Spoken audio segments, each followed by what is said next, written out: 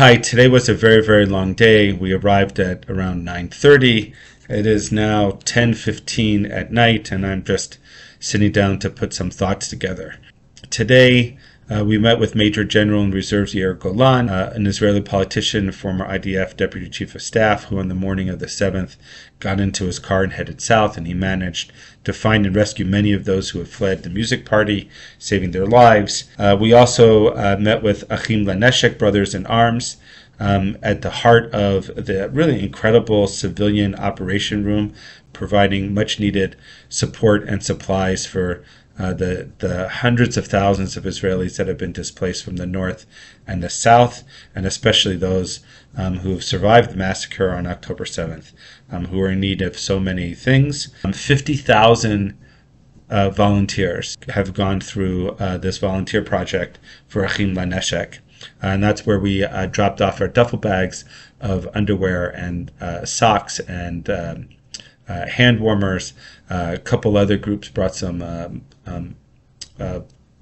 bulletproof vests, armor vests, and that went immediately to the soldiers. I think the most difficult part of the day for me was meeting with Ayelet Shachar, the mother of Naama Levy, who was taken hostage by Hamas, and her video of the black Jeep was the first video that Hamas cruelly publicized on social media and other outlets. We sat with her and we heard about Naama, and were able to put another face to another name, personalizing the enormity of this tragedy so that we can add our voices to Ayelet in the demand for their immediate and unconditional release. And then we went to Tel Aviv Museum Square, where the Masorti movement leads every day at 5 o'clock, prayer and singing.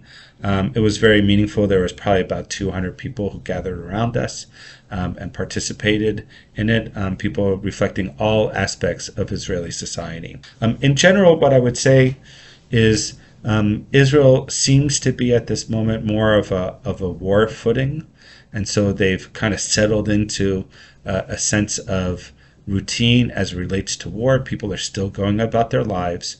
When a siren goes off, they're still going for shelter. The grieving is still taking place. We're now at the 30-day mark of the Shloshim mark of when this occurred. There's still a lot of grieving. You can see it in people's eyes. People are disturbed. But at the same time, these displays that are put together, the groups that are supporting the parents and the families of the hostages, as well as those that are supporting everybody that's been displaced in the city. There's a real sense of Am Echad Lev Echad, that we're one people and one heart. And I would say that's what ultimately leads us to resiliency and gives us a sense of hope that no matter how this turns out and ends, it will end. And there will be opportunities both for a very, very deep rethinking about what does it mean to be Israeli and Jewish in a liberal democracy, as well as the relationship with the Palestinians. And it was interesting to hear people's different perspectives on that, and I'm sure that we'll hear more of that in the days and weeks ahead. That's it for tonight. Tomorrow we're going south to some of the kibbutzim and communities that were impacted, and to the border with Gaza to visit one of the IDF battalions, as long as that remains available to us. So look for my reaction video for tomorrow night as well. Oh, and I'm wearing a new t-shirt for releasing the hostages. Let the hostages, free the hostages now. Laila Tov.